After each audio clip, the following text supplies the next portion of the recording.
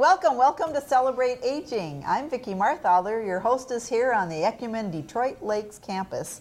And with me is someone you probably have never met before. In fact, I just met her myself. I've said hi to her in the hallway, but now here we are face to face. And her name is Dee Nelson. Nice, good name. I can remember that. I can remember Nelson. And you have a very special place here at Emmanuel. Tell us exactly what your title is and what do you do? Technically, I am a speech-language pathologist, and so I work with swallowing, actually, speech, language, communication, and also cognitive tasks. How do you like that? A speech pathologist right here on the campus, and we've never talked to her before, but we're going to talk to you today. And I love your button. You've got this great button that says Think Loud. Have you noticed how big the letters are? I bet you can read it from your couch. Think Loud. Tell me about why are you wearing that button and what does that have to do with anything? Well, I just completed the LSVT Loud training in Arizona, and Think Loud is pretty much the main target of the program. Okay, so how does that affect people who live here at Emmanuel? Well, Sue and I are trying to start sort of a group to treat individuals with Parkinson's disease and the communication problems they face. What kind of communication problems do they have? Decreased vocal loudness, changes in vocal quality, sometimes changes in the rate of their speech, loss of endurance or respiratory support for speech, decreased pitch variation. Well, I can see why you had to go to a training. That's quite a list. It's a mouthful. Oh my. Now, is it just people with Parkinson's that experience this? Well, anyone can experience communication changes, but the program works well for sort of the umbrella of Parkinson's diseases, so progressive supranuclear palsy, Shy-Drager syndrome, multi-system atrophy, and then they've also applied it to stroke, brain injury, just normal aging, and then recently they've also started using it with pediatrics, so children with cerebral palsy or Down syndrome. Wow. You know, when you first said you were a speech pathologist, my mind went to kids because a lot of people connect speech pathologists with children who can't say their R's or S's or whatever, have a little lisp. Then I also thought about people who have strokes. That would be your main focus. But you're broadening this. There is a vast array of people. I guess I've never thought about all the people that might have trouble speaking. So many people. And so you help them. That's your job.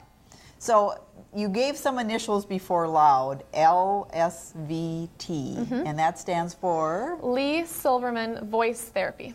And Lee Silverman was a person with Parkinson's. Yes, she was sort of the individual that this was created around. So these three researchers wanted to help her. She had Parkinson's and was having trouble communicating with her family. And so they got their heads together, and she was happy to work with them? Yes, very happy. They took the crux behind LSVT. It's built on exercise science principles. Okay. And so they use high intensity, a single salient target, which is loudness, and then you progressively increase task complexity throughout the therapy sessions. And then also working on transfer and carrying that over into functional communication. So can you give me like an easy example? Of what we would do in therapy? Yes. Let's say I'm Lee Silverman and I'm losing my voice, which wouldn't that be a sad thing? Okay, well first pretend like you have a quiet voice because we know you have a big voice. Okay. So, you know, you're kind of talking like this. Okay. So the first daily variable that we do is actually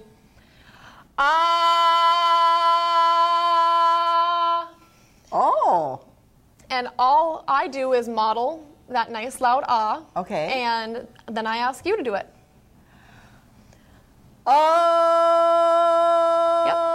And then I would be telling you to give it louder, bring it longer, and we just keep going and keep going. And it works. And they had good success. Yes, and then there's a couple other tasks we do, but that's the first one. Nice.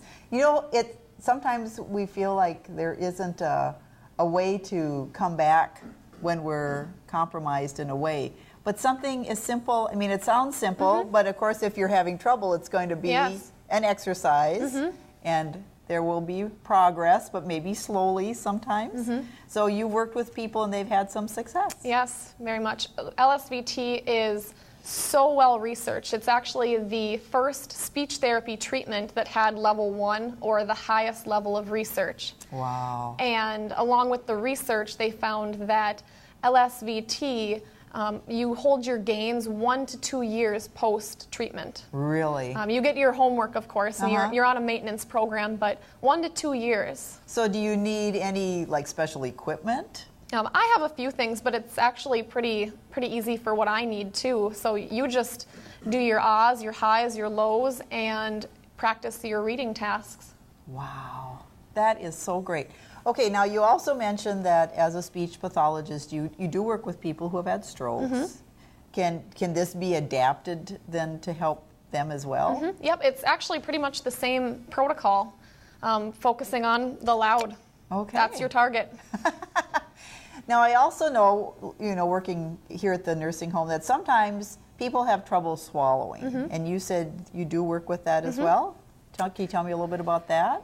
Typically, swallowing therapy, we divide it up into 3 different categories. We can do exercises, there's different strategies we can ask you to do, and then we can also modify the diet or give you suggestions on how to modify your diet. Because one of the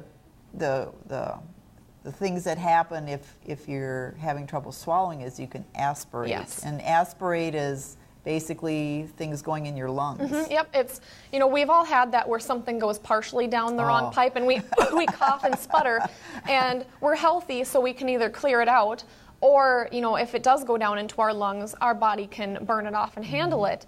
If aspiration is continually happening, you can get very sick and get pneumonia from that. Well, because the bacteria gets in your lungs where it does not need to be, so we understand about that. Okay, so you help with swallowing, and you help with loudness, because I know that I've talked with people too where their voices get softer and softer, and you're trying so hard to listen, and I know it's frustrating for them. It's a frustration level. Yes. So that's a good thing that you can help. And it works too. Like here at Emmanuel, is there do you help 10 people, or do you have to have a doctor's order? How does it work to talk to you? You can come talk to me, and I can tell you if I think this program or just a different program is appropriate for you. Okay. But then, yep, you do need a doctor's order, and so you'd either go to, if you're here in the nursing home, you usually have a doctor that follows you, or the doctor, your primary doctor or neurologist. Okay. So what if you're out in the community, and you're listening to this program and go, I think she could help me. Call us here at Emmanuel. Therapy or social work here can help you, or just talk to your primary doctor. Okay. All right. Now, you said you've been, I talked to Dee a little bit before just to get a background. You're from Lidgerwood, North Dakota. Yes. North Dakota people, Yes. strong stock. Small town. And you come here to the Great Lakes area. And where did you get your training? Well, I was kind of a funny student. I did 3 years at NDSU. I was on the track team. And then I did my last 3 years at Moorhead State. Very good, very good. And then, because we usually think of kids and speech pathologists, how did you end up with the bigger kids? Well, I found out about speech therapy from my sister-in-law who works with the kids. Okay. And then I did an internship at a nursing home, and that was it for me. You knew that was your calling. Yep. Oh, wonderful. Well, we're so glad that you're here and that you have this expertise in this area, that you can work with so many people. And of course, we do have people in the community too that come in for outpatient therapy, and what a wonderful thing. So you live in Fargo, but you say Ecumen Detroit Lakes is your main base, but then you do even go out to Sunnyside, is it? The other Ecumen in Lake Park, and then I also travel to Ulen. Ulen, great little place. Well, Dee has a lot of things to share with us yet about speech pathology, but we can only do so much in 10 minutes, so we wanted to introduce you to her. let you know that she is on the Ecumen Detroit Lakes campus, that her specialty is speech pathology, and especially this loud program that helps people specifically with Parkinson's, but with all different kinds of compromise to your vocal cords. It's fun to talk to you, and I know you'd like to talk with people too who are interested in learning more. So here at Ecumen Detroit Lakes, we're celebrating aging, and we're doing it with loud voices. Thanks for joining us today. Have a great day.